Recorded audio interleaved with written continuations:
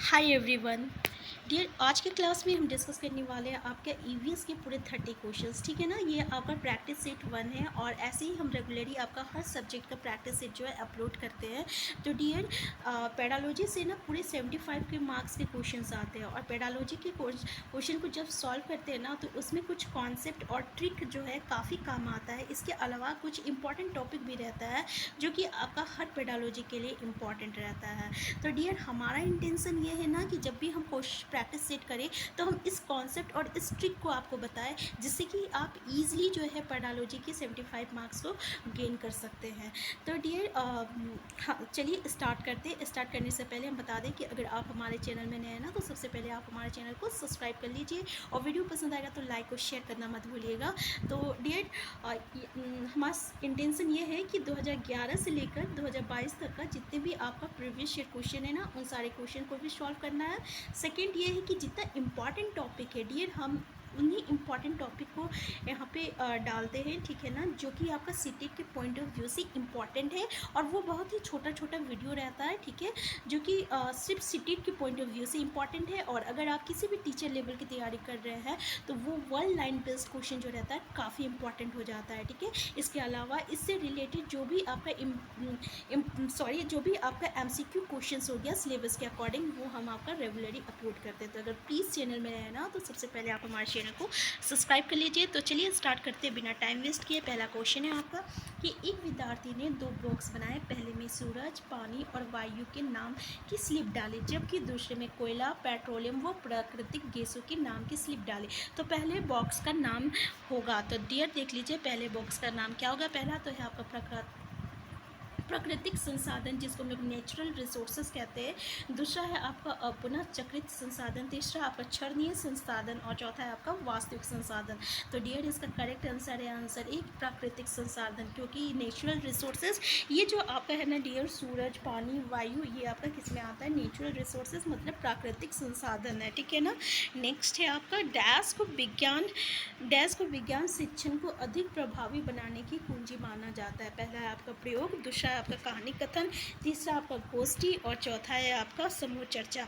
तो देख लीजिए डियर, विज्ञान शिक्षण को प्रभावी कैसे बनाया जाता है। ठीक है ना, तो ये आपको पता है कि विज्ञान जो रहता है ना ये प्रत्यक्ष रूप रहता है। ठीक है ना, यानी ये आपका वास्तविकता यानी प्रत्यक्ष पे बेस्ड रहता है। तो जब तक हम प्रयोग नहीं करते हैं ना किसी भी चीज़ को तब तक विज्ञान शिक्षण को प्रभावी नहीं बनाया जाता है। ठीक है ना, तो इसका करेक्ट आंसर क्या है, आंसर ए है। ठीक है, तो डियर और एक बात याद रखिएगा। ठीक है, यहाँ पे ये ऐसा क्वेश्चन जो है पेडालॉजी क्वेश्चन है, तो यहाँ पे याद रखिएगा कि जब भी किसी भी रियल लाइफ को जोड़ता है और मतलब कि प्रयोग का बात आता है, यूज़ का बात आता है, ठीक है, रियलिटी की बात आती है तो वो आपका हमेशा सही होता है। ठीक है, वो आंसर जो रहेगा हमेशा सही रहेगा। तो इस बेसिस से आप जो है आंसर को एलिमिनेट कर सकते हैं। नेक्स्ट क्वेश्चन आपका, नींद में से कौन सी परिघटना कक्षा में प्रदर्शित नहीं की जाती है।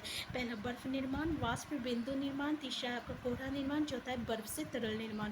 तो डियर, इसका करेक्ट आंसर है आंसर सी, कोहरा निर्माण। ठीक है ना, आप आंसर पे देख लीजिए, करेक्ट आंसर सी है। नेक्स्ट क्वेश्चन है आपका, संक्रमण के दौरान डैश की संख्या में वृद्धि होती है। तो डियर, किसकी संख्या जो बढ़ जाती है। पहला है आपका एरिथ्रोसाइट, दूसरा आपका ल्यूकोसाइट, तीसरा आपका प्लेटलेट और चौथा आपका हेमोग्लोबिन। तो डियर, जब भी कोई बच्चा कोई भी इंसान जो है संक्रमित हो जाता है तो उस समय ना ल्यूकोसाइट की जो संख्या है ना बढ़ जाती है। ल्यूकोसाइट को ना हम लोग वाइट ब्लड सेल्स भी कहते हैं। क्या कहते हैं, वाइट ब्लड सेल्स कहते हैं इंग्लिश में। तो इसे ये जो है ल्यूकोसाइट की संख्या जो होती है ना बढ़ जाती है, याद रखिएगा। नेक्स्ट क्वेश्चन है आपका, पृथ्वी पर माउंट एवरेस्ट सबसे ऊंची पर्वत चोटी है और ये समुद्र तल से ऊंचाई पर है। पहला ऑप्शन देख लीजिए, दूसरा ऑप्शन देख लीजिए, तीसरा और चौथा देख लीजिए। तो डियर, हम बता दें कि ये जो क्वेश्चन है ना ये आपका सीटेट का इम्पॉर्टेंट टॉपिक है। ठीक है ना, तो इससे क्वेश्चन जो है हमेशा घुमा फिरा के पूछा ही जाता है। तो याद रखिएगा काफ़ी इंपॉर्टेंट है ये टीचर लेवल एग्जामिनेशन के लिए। तो देख लीजिए 8,848 मीटर जो है ऊंचाई है। ठीक है, याद रखिएगा। नेक्स्ट क्वेश्चन है आपका, सुनामी का कारण क्या है। तो डियर, पहला है आपका एक बहुत क्रम समृद्ध नदी धारा, दूसरा है आपका मछलियों का बहुत बड़ा समुद्र, तीसरा है पिघलता हुआ ग्लेशियर, चौथा है समुद्र तल में भूकंप।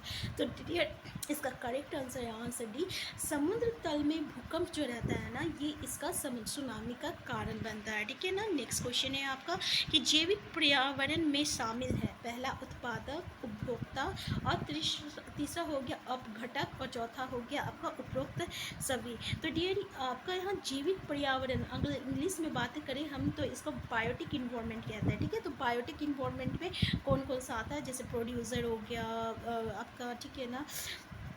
तो इस तरीके में उत्पादक हो गया, उपभोक्ता हो गया, अपघटक आ गया। तो इसका करेक्ट आंसर हो गया आंसर डी हो गया उपरोक्त सभी। ठीक है। नेक्स्ट हो गया आपका, नेक्स्ट क्वेश्चन है आपका, लाल रक्त कणिकाएं शरीर में ऑक्सीजन का संवहन करती है, वयस्कों में इनका निर्माण होता है। ठीक है। यानी लाल रक्त कणिकाएं मतलब रेड ब्लड सेल्स। ठीक है। यानी वयस्कों में इनका निर्माण कहाँ होता है। ठीक है। रेड ब्लड सेल्स के बारे में बोल रहा है। तो पहला है आपका यकृत में, गुर्दों में, हृदय में, या अस्थि मज्जा में। तो डियर इसका करेक्ट आंसर आंसर डी है। ठीक है ना। नेक्स्ट क्वेश्चन है आपका, मिथिला लोक चित्रकला का लोकप्रिय नाम है। डियर ये ना आपका सीटेट का बहुत ही फेवरेट टॉपिक है। ठीक है। सीटेट का ये क्या है आपका एफटी है, मतलब फेवरेट टॉपिक है, इसमें से क्वेश्चन जो है आता ही है। तो पहला है आपका वारली, मारना, और तीसरा देख लीजिए आपका क्या है मधुबनी, और चौथा अल्पना। तो डियर इसका करेक्ट आंसर है आंसर सी, जहाँ के आपको पता होगा कि ये बिहार का बहुत ही फेमस जो है आपका पेंटिंग है। ठीक है ना, मधुबनी। तो ये आपका मिथिला लोक चित्रकला का लोकप्रिय नाम है। ठीक है। आंसर सी इसका करेक्ट आंसर है। नेक्स्ट क्वेश्चन है आपका, कोंकण रेल सीधे जोड़ती है। तो डियर देख लीजिएगा एनसीईआरटी में ना 3, 4 और 5 की जो एनसीईआरटी की बुक होती है, ये ईवीएस के लिए काफ़ी इंपॉर्टेंट होता है। डियर अगर आप सीटेट की तैयारी करें, किसी की भी तैयारी कर रहे हैं ना, तो हम आपको एक इम्पॉर्टेंट चीज़ बताते हैं कि आप इधर उधर हज़ार कुछ चीज़ पढ़ने से अच्छा आप क्या कीजिए कि 3, 4 और 5 का सिर्फ एनसीईआरटी का बुक पढ़ लीजिए। ठीक है। ईवीएस का इसके अलावा आप कुछ प्रैक्टिस सेट कर लीजिए, ये आपके लिए एनफ रहेगा 30 में 30 मार्क्स लाने के लिए। ठीक है ना। तो देख ली, क्योंकि ये जितने भी क्वेश्चन है ना डियर, अभी हम जैसे भी क्वेश्चन डिस्कस कर रहे हैं, या फिर आप प्रैक्टिस सेट कहीं का भी प्रैक्टिस सेट देख लीजिएगा, वो आपका 3, 4 और 5 की बुक से ही आता है। ठीक है। तो देख लीजिए डियर, ये आपका क्या है, मैंगलोर और मुंबई को, कोची और गोवा को, कोलम और कोचिकोड को, या पूजा और मैंगलोर को। तो डियर ये कोंकण रेल जो है सीधे मैंगलोर और मुंबई को जोड़ती है। और डियर ये बुक देख लीजिएगा, एनसीईआरटी बुक को फॉलो कीजिएगा। ठीक है ना। तो एनसीईआरटी की बुक में ये जितने भी क्वेश्चंस है ना, ये सारे क्वेश्चंस वहाँ पे है। नेक्स्ट क्वेश्चन है आपका, मादा मच्छर रक्त चूसने का कार्य क्यों करती है।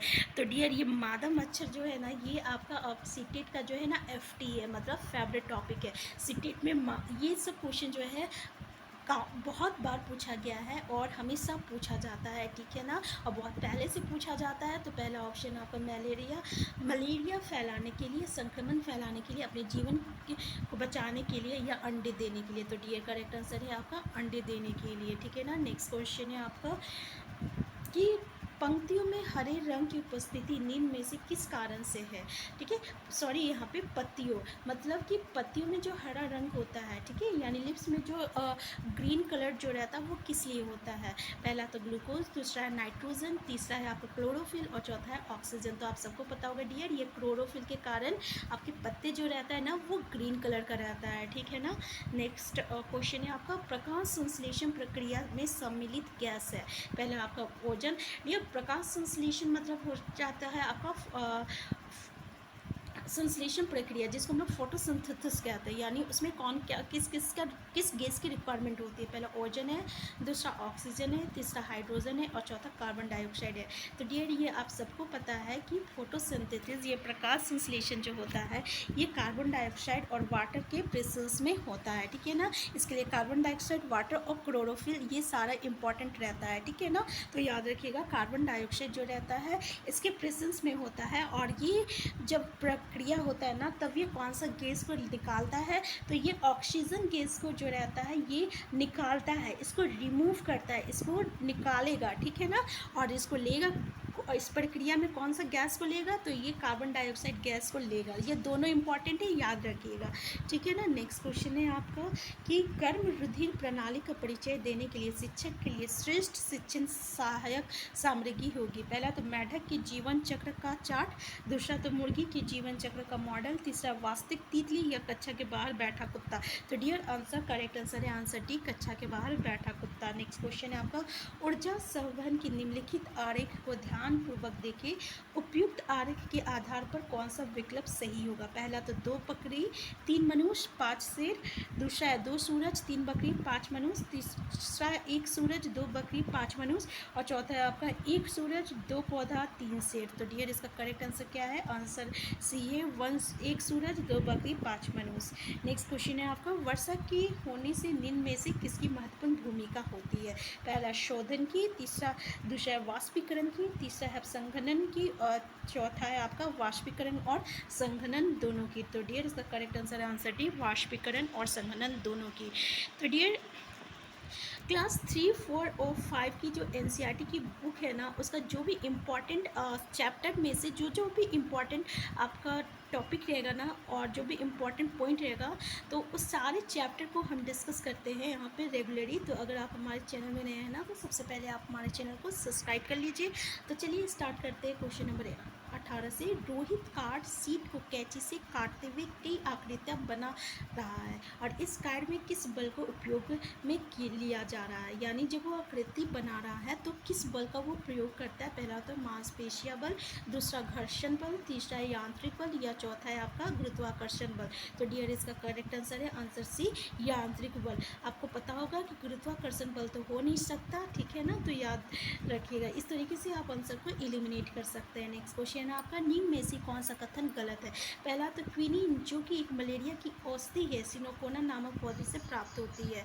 डियर ये जो है ना काफ़ी इंपॉर्टेंट है, और ये मादा मच्छर से ही आता है, तो ये याद रखिएगा। और ऐसे भी हम आपको बताए थे कि मादा मच्छर से जो भी रहेगा वो आपका सीटेट का FT रहेगा, ठीक है ना। नेक्स्ट ऑप्शन है आपका कि चावल वानस्पतिक तेल का अच्छा स्रोत है, होगा डियर यहाँ पे, ठीक है ना, स्रोत है। नेक्स्ट है आपका दालों में प्रोटीन प्रचुर मात्रा में। तो डियर बोल रहे हैं यहाँ पे चावल वनस्पति तेल का अच्छा स्रोत है। तो चावल जो रहता है, चावल से तेल नहीं होता है, ठीक है ना, तो यहाँ पे स्रोत होगा मतलब सोर्सेस। तो डियर ये ऑप्शन जो है ना ये गलत है, ठीक है। दाल में प्रोटीन प्रचुर मात्रा में पाया जाता है, ये सब आपको पता है कि हरी सब्जियाँ विटामिन एवं खनिज लवणों का अच्छा स्रोत होता है। डियर यहाँ पे गलत हो गया है, पर टाइपिंग मिस्टेक है, यहाँ पे स्रोत को दोत लिखा गया है, ठीक है ना। तो इसका करेक्ट आंसर क्या है, आंसर बी है, कि यहाँ पे बोल रहा है कि कौन सा ऑप्शन जो है आपका गलत है, ठीक है ना। तो आंसर बी इसका करेक्ट आंसर है। नेक्स्ट क्वेश्चन है आपका रसोई घर में अग्नि से सुरक्षात्मक उपाय के रूप में क्या अपनाया जाना चाहिए। पहला तो आपका प्राथमिक चिकित्सा मंजूसा, दूसरा आपका अग्निशामक यंत्र, तीसरा अग्निरोधक प्रणाली, और चौथा आपका अग्नि रहित यंत्र। तो आंसर डी जो है इसका करेक्ट आंसर है, अग्नि रहित यंत्र। नेक्स्ट क्वेश्चन है आपका एक अध्यापक मेघा पाटेकर वो अमृता देवी विश्नोई के योगदान पर बोल रहा है। तो डियर देख लीजिए, मेघा पाटेकर और अमृता देवी विश्नोई, ठीक है ना, तो दोनों का संबंध जल संरक्षण के आंदोलन से, दोनों महिलाएं सशक्तिकरण आंदोलन से संबंध है। दोनों के आंदोलन पर्यावरणीय मुद्दों पे है, और दोनों ने चिपको आंदोलन को आगे बढ़ाया। तो डियर इसका करेक्ट आंसर है आंसर ही सी, कि ये दोनों महिलाओं का जो संबंध है ना ये आपका पर्यावरणीय मुद्दों पे है, ठीक है ना। नेक्स्ट है आपका सूर्य का द्रव्यमान लगभग बना होता है। पहला 25%, दूसरा 90% नाइट्रोजन से, तीसरा आपका देख लीजिए 48.8% नाइट्रोजन से, सॉरी 88.8% नाइट्रोजन से, चौथा है आपका प्रतिशत ऑक्सीजन से। तो डियर इसका करेक्ट आंसर है आंसर डी, ठीक है ना, इतना प्रतिशत ऑक्सीजन से सूर्य का द्रव्यमान जो है बना हुआ रहता है। नेक्स्ट है आपका निम्नलिखित में से कौन सा कथन सही है। पहला तो मनुष्य व पौधे दोनों के दोनों के द्वारा ऑक्सीजन व कार्बन डाइऑक्साइड का निष्कासन होता है। दूसरा है आपका मनुष्य ऑक्सीजन व कार्बन डाइऑक्साइड दोनों का निष्कासन करता है।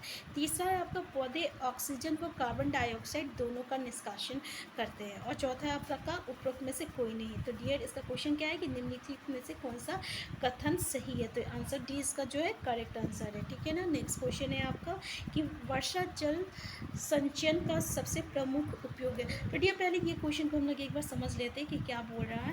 पहला तो ये बोल रहा है कि मनुष्य और पौधे दोनों के द्वारा ऑक्सीजन और कार्बन डाइऑक्साइड का निष्कासन होता है।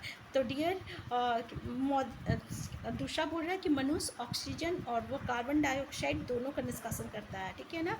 और तीसरा बोल रहा है पौधे ऑक्सीजन और कार्बन डाइऑक्साइड दोनों का निष्कासन करता है। और पहला क्या बोल रहा है मनुष्य और पौधे दोनों के द्वारा, यानी यहाँ पे बोल रहा है डियर दोनों के द्वारा ऑक्सीजन और कार्बन डाइऑक्साइड का निष्कासन होता है। मतलब मनुष्य भी करता है, पौधा भी करता है। जबकि आपको पता है ना कि मनुष्य जो है वो आपका क्या करता है, कार्बन डाइऑक्साइड का निष्कासन करता है, और पौधे जो है किसका करता है, तो ये ऑक्सीजन का करता है। लेकिन यहाँ बोल रहा है कि मनुष्य और पौधे दोनों जो है ऑक्सीजन और कार्बन डाइऑक्साइड का करता है। ठीक है ना। तो इसलिए ये क्या है, ऑप्शन जो है आपका गलत है। तो ठीक है। नेक्स्ट क्वेश्चन है आपका कि वर्षा जल डेस का यहाँ पे डियर क्या होगा कि वर्षा जल संरक्षण का सबसे प्रमुख प्रयोग है। पहला सिंचाई, दूसरा कृषि, तीसरा पेयजल और चौथा आपका भूमिगत जल स्तर वृद्धि। तो डियर क्या है आपका आंसर, ए जो है इसका करेक्ट आंसर है सिंचाई। ठीक है ना। नेक्स्ट क्वेश्चन है आपका चांगपा जनजाति पाई जाती है। पहला लद्दाख में, दूसरा मणिपुर में, तीसरा असम में और चौथा सिक्किम में। तो ये डियर ये जो जनजाति है ना ये आपका कहाँ पाई जाती है, याद रखिएगा लद्दाख में। और ये जो क्वेश्चन है आपका 3, 4 और 5 का एनसीईआरटी का बुक में डिस्कस किया गया है और ये काफ़ी इंपॉर्टेंट है जो कि एग्जाम में भी आया है। नेक्स्ट क्वेश्चन है आपका ध्वनि ज़्यादा तेज़ी से चलती है। पहला निर्वात में, पानी में, तीसरा आपका हवा में, चौथा आपका लकड़ी में। तो डियर इसका करेक्ट आंसर डी लकड़ी में। नेक्स्ट क्वेश्चन है आपका कि ध्रुव तारा सभी मौसमों में स्थिर दिखाई देता है क्योंकि ध्रुव तारा अपने अक्ष का घूर्णन नहीं करता। दूसरा ध्रुव तारा भूमध्य रेखा की अक्ष पर स्थिर होता है। तीसरा है आपका ध्रुव तारा पृथ्वी की उत्तरी ध्रुव की अक्ष के ऊपर होता है। चौथा है आपका ध्रुव तारा दूसरे तारों से बहुत दूर है। तो डियर इसका आंसर सी जो है करेक्ट है कि ध्रुव तारा पृथ्वी के उत्तरी ध्रुव की अक्ष के ऊपर होता है। ठीक है। इसलिए क्या होता है कि ध्रुव तारा सभी मौसमों में स्थिर दिखाई देता है। ठीक है।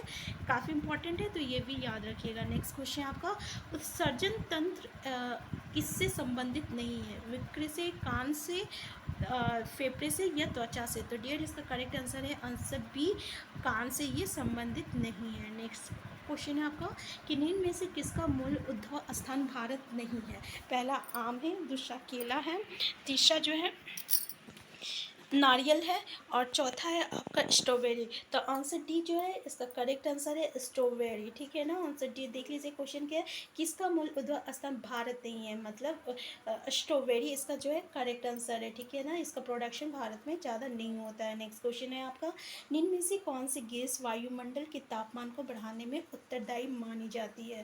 पहला आपका हाइड्रोजन, दूसरा हीलियम, तीसरा कार्बन डाइऑक्साइड, चौथा है आपका रेडॉन। तो डियर इसका करेक्ट आंसर क्या है, आंसर सी जो है कार्बन डाइऑक्साइड।